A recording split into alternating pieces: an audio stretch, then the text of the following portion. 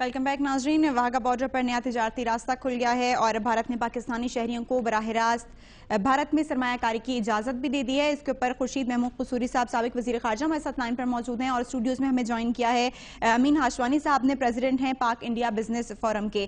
पहले बात करेंगे खुर्शीद महमूद कसूरी साहब से। कसूरी साहब, पाकिस्तान और भारत के दरमियान तिजारती ताल्लुकात में होने वाली पेशरफ्त को आप किस नजर से देखते हैं? मैं तो इसको एक मुस्बत कदम समझता हूं, और जब मैं वजीर खारजा था तो हमारे दौर में 200 मिलियन डॉलर डायरेक्ट ट्रेड था, वो 2 बिलियन को क्रॉस कर गया था। और मैं ये समझता हूं कि दो ममालिक जिनमें मैं इस नतीजे पहुंचा था, इख्तलाफात थे जैसे कि पाकिस्तान भारत के दरमियान हैं कश्मीर के ऊपर दीगर मसाइल पे, तो वो हमने फैसला किया था कॉम्पोजिट डायलॉग में तमाम मसाइल बैक वक्त उनको डील करेंगे, यानी कि पहले कौन सा बाद में कौन सा। चाइना की जो मिसाल आमतौर पे दी जाती है कि उनके मसाइल हैं बॉर्डर रीजन्स पे। लास्ट ईयर उनका ट्रेड 77 बिलियन डॉलर्स का था। अमेरिका और वियतनाम की जंग हुई थी और उसमें लास्ट ईयर अमेरिका की इन्वेस्टमेंट डायरेक्ट जो थी in Vietnam was about 17 to 18 billion dollars. तो इसलिए ये आज के दौर में ब्लैक एंड व्हाइट नहीं मामलात हुआ करते, उसमें एक नुआंस्ड अप्रोच होती है और diplomacy is all about nuance. तो उसमें ये कहना कि हम ये काम नहीं करेंगे वो नहीं करेंगे, हमने तो Pakistan Iran India gas pipeline offer की थी, उससे भारत भाग गया था अमेरिका के प्रेशर के तहत। हम तो उस पर लगे रहे थे, लेकिन हमारा मकसद यही था कि हम अपने अवाम को आहिस्ता आहिस्ता इस तरफ लेके आए, क्योंकि हमारे दरमियान कई जंगें हो चुकी थी और बड़ा सख्त रिएक्शन होता था भारत से किसी अगर आप तरीके में नॉर्मलाइजेशन की बात करते थे, तो हमें अपनी पब्लिक को भी साथ साथ लेके चलना था। उसका हमने हल ढूंढ लिया था कि बैक वक्त कश्मीर पे ही बात होगी, दूसरों पर भी होगी, और ये एक दूसरे को प्रोसेसेस रीइंफोर्स करते हैं। तो मैं ये समझता हूं कि एक अच्छी बात है ये जो हुई है, और ये it is in line with what we had agreed. हमने तो अपने ही दौर में इतनी लाइंस खोली थी, लेकिन उस वक्त पॉजिटिव लिस्ट पे थी, लेकिन पर्पस यही था कि जो भी हमें भारत से सस्ती चीज मिलती है हमें ले लेना चाहिए। In principle we were committed to सैफ्टा, जिस पे अभी अमल दरामद नहीं हो सका था, लेकिन अब जो है ये जो एक उस तरफ कदम है, ये मैं समझता हूँ ठीक कदम है। ठीक, कसूरी साहब यही जानना चाहूंगी कि क्या वजह है कि अमल दरामद नहीं हो सका उन मंसूबों पर? उसकी वजह ये थी कि पाकिस्तान में बड़ा स्ट्रॉन्ग एक रिएक्शन आता है, एक माइंडसेट है पाकिस्तान में भी और इंडिया में भी है, जो दोनों ममालिक की नॉर्मलाइजेशन के लोग मुखालिफ हैं। लेकिन मेरा तज्जिया यह है कि अब उनकी अकलियत है, अक्सरियत नहीं है, और मुझे इसमें कोई कतई डाउट नहीं, क्योंकि मेरा जो अपना हल्का है वो इंडियन बॉर्डर पे और रूरल कंस्टिट्यूएंसी है।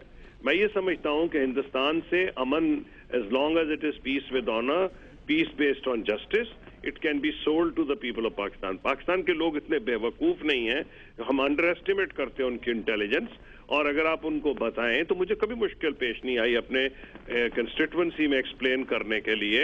और तो और मैंने तो एक चीज और की थी अपने दौर में, क्योंकि नॉर्मल ट्रेड वाघा के साथ होता है, तो मैंने जो कसूर गंडा सिंह की सड़कें इंटरनेशनल लेवल की बनवा दी थी।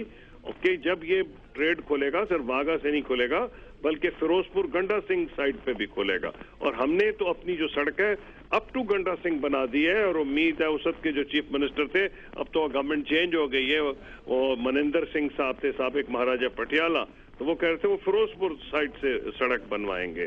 तो मैं तो समझता हूं कि ऐसी चीजों का फायदा होगा, और अल्टीमेटली जब ये हमारे ताल्लुकात बेहतर होंगे तो मसला कश्मीर भी इंशाल्लाह हल होगा। और उसके, क्योंकि आपके प्रोग्राम का हिस्सा नहीं है, खदो खाल कुछ हमने तय कर लिए थे, और ये प्रोसेस है उसको मजीद तकवीत बख्शेगा।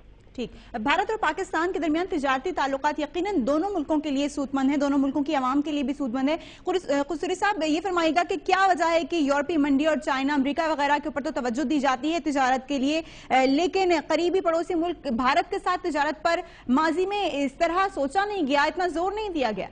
नहीं, हमने तो जोर दिया था, लेकिन माइंडसेट्स हैं। आपकी 5 जंगें हुई हैं, 3 नहीं, आमतौर पर 3 जंगें समझी जाती हैं। अगर कारगिल को आप समझ लें और आप रन ऑफ कच्छ को समझ लें तो 5 जंगें हो चुकी हैं। तो इसलिए कुछ रिलेशनशिप जो है उसमें स्लाइट डिफरेंस है। आसियन से भी काफी इख्तलाफ है, ठीक है। यूरोपियन यूनियन की जो थाउजेंड ईयर्स ऑफ राइवलरी थी, उसमें ईयू ने मदद की, उनकी जो ट्रेड के ताल्लुकात बेहतर हुए, تو آج فرانس اور جرمنی جو ہیں they are closest of allies. تو میں یہ سمجھتا ہوں کہ ہمارے دور میں تو اس کا تو میں نے پرٹیکولرلی اس پہ ایمفسس دیا تھا، لیکن یہ چیزیں بتدریج بڑھتی ہیں. اور اب اچھا ہوا ہے کیونکہ ہمارے دور میں سیفٹا جو تھا، ہمارے دور میں ایگریمنٹ ہوا تھا، South Asia free trade agreement جو تھا، تو اس کی طرف قدم اٹھائے جا رہے ہیں. اس وقت ہم نے سائن کر دیا تھا ایٹ دی 2004 سمٹ ان اسلام آباد. ٹھیک. اچھا، یہ آپ سے جاننا چاہوں گی کہ پاکستان تو بھارت کے ساتھ دو طرفہ تجارتی اور سرمایہ کاری اور اقتصادی معاملات میں شراکت پسند کرتا ہے، جیسا کہ پہلے بھی ادوار میں کوشش کی جاتی رہی ہے. بھارت کا اس سب میں کتنا انٹرسٹ آپ دیکھتے ہیں؟ دیکھیے، بھارت کا اس لیے انٹرسٹ ہے کہ بھارت کو بھی یہ اندازہ ہو گیا ہے کہ اگر پاکستان بھارت کی دشمنی اسی طرح قائم رہی اور دونوں ممالک میں کافی پرابلمز ہیں، ہمارے ہاں بھی ہیں اور ان کے ہاں بھی ہیں، کئی فالٹ لائنز ہیں دونوں کی انٹرنل، اور وہ دونوں ممالک کو اچھی طرح سے پتہ ہے، اور ان کے اگر حالات نارملائز نہیں ہوئے تو افسوس سے کہنا پڑتا ہے کہ دونوں ممالک اس پوزیشن میں ہیں کہ ایک دوسرے کو ڈی سٹیبلائز کر سکتے ہیں. اور بھارت جو ہے اس میں بہت بڑی ایک مڈل کلاس پیدا ہو گئی ہے. وہ یہ سمجھتی ہے کہ اگر پاکستان سے حالات نارملائز نہ ہوئے اور جو مسائل ہیں جیسے کشمیر اور دیگر مسائل ان کا حل نہ ہوا تو بھارت کا جو اپنا پوٹینشیل ہے وہ اس کو پوری طرح سے نہیں اچیو کر سکے گا، کیونکہ بھارت کے لیے ضروری ہے کہ اپنے ہمسائے میں اس کے ساتھ تعلق جو ہے نارملائزیشن ہو. اس سے بڑھ کے یہ کہ پاکستان کی جیو اسٹریٹجک لوکیشن ہے وہ ایسی ہے کہ it's actually link South Asia to West Asia, Central Asia and یہ جو چائنا کے ساتھ جو ہمارا ہے نا لنک، تو یہ تو سارے ایریا کو، اور گلف پہ بھی آپ ایک لحاظ سے پاکستان کی ایک بڑی کی پوزیشن ہے. اور انڈیا نے اگر ٹریڈ کرنا ہو ود ویسٹ ایشیا اور سینٹرل ایشیا اور افغانستان تو اس کو بہرحال پاکستان سے ہی جانا پڑے گا.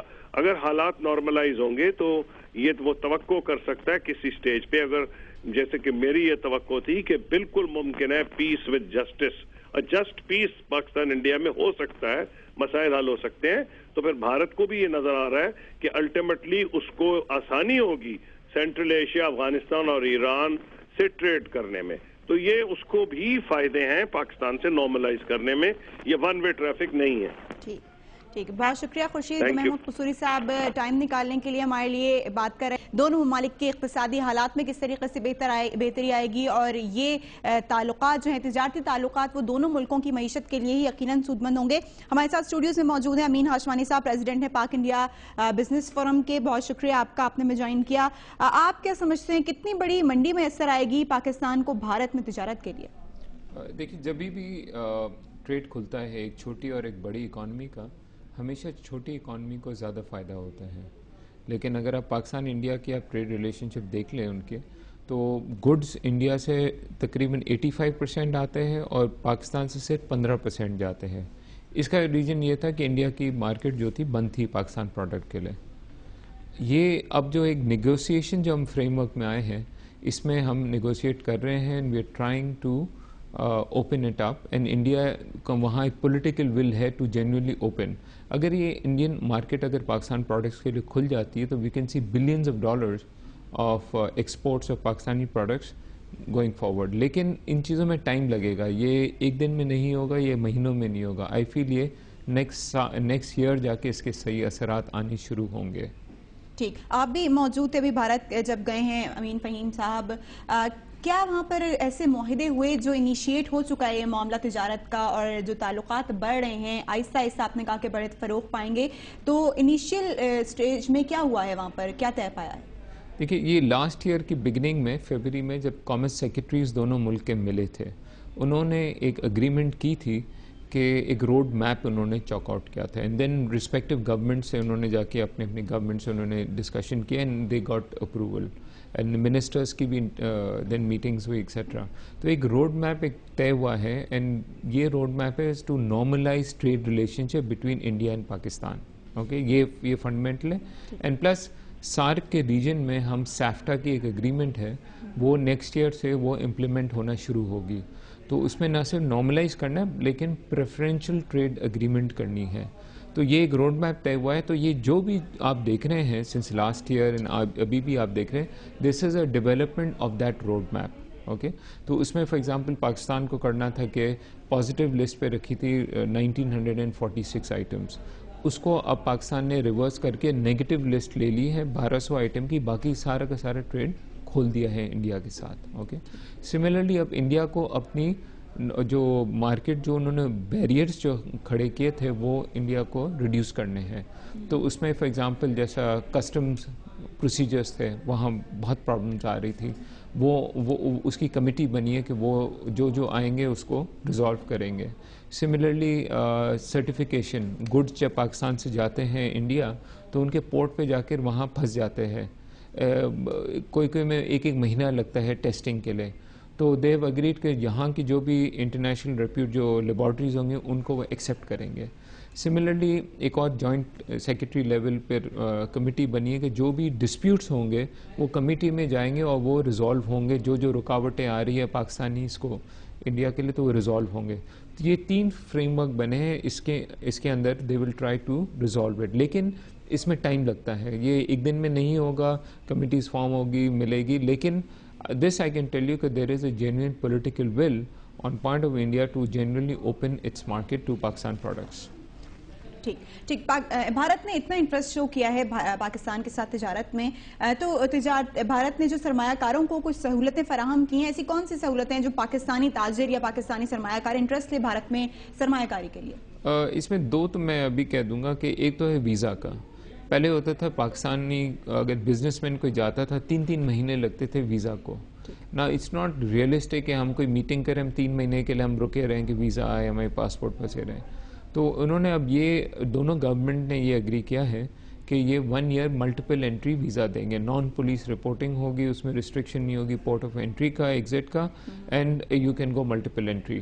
اس کی اب فریم ورک اس کی اگریمنٹ ہو گئی, اب صرف سائن ہونا ہے. جو انٹیریئر منسٹریز ہے, سیکرٹریز ہے دونوں ملک کے, وہ سائن کریں گے and this will get implement. تو ویزا واز دا مین رکاوٹ تھی جو یہ انشاءاللہ حل ہو جائے گی. دی ادر تھنگ از لوجسٹکلی, آپ واگا اٹاری بارڈر پہ آپ دیکھ لیں, وہاں ٹرکس آتی تھی, کولیز اپنے کندھوں پہ گڈز لے جاتے تھے on the other side and vice versa. آج کے ماڈرن ایج میں جب آپ بات کر رہے ہیں اتنی sophisticated mode of transportation logistics, تو یہ تو بالکل جیسے موہنجو دارو کے ٹائم کی یہ آپ کی ہو رہی تھی. تو یہاں آپ کوئی میننگ فل آپ ٹریڈ نہیں کر سکتے تھے بائی روڈ. اب انڈیا نے انٹیگریٹڈ چیک پوسٹ بنائے ہیں, وہ یعنی یہاں کی پاکستان کی ٹرکس وہاں جائے گی, کنٹینرز ہو گئے, ایکس رے ہوگا, تو کھلیں گے نہیں, اینڈ وہاں سے اسٹریٹ گڈس ٹرانسفر ہو جائیں گے. تو روڈ ٹرانسپورٹیشن کھل گیا ہے. ورنہ یہ ہوتا تھا پنجاب پاکستان کا اگر کوئی لاہور سے کوئی گڈز اگر بھیج رہا ہے تو کراچی جائے گا, کراچی سے پھر پورٹ پہ جائے گا, بامبے جائے گا, بامبے سے دن فردر جائے گا. تو یہ ڈائریکٹلی پنجاب ٹو پنجاب یہ ٹریڈ سٹارٹ ہو جائے گی بوتھ ویز. ٹھیک, یہاں پر پہلے لیں گے ایک بریک, اور بریک کے بعد مزید گفتگو کریں گے. جیسے کہ امین ہاشمانی صاحب نے کہا کہ ویزا پالیسی میں نرمی کی گئی ہے, تو وہ کس طریقے سے نرمی کی گئی ہے, اور اس کا اطلاق صرف تاجروں پر ہی ہوگا یا عام آدمی بھی اس سے مستفید ہو سکیں گے, اس پر بھی بات کریں گے, لیکن ایک بریک کے بعد.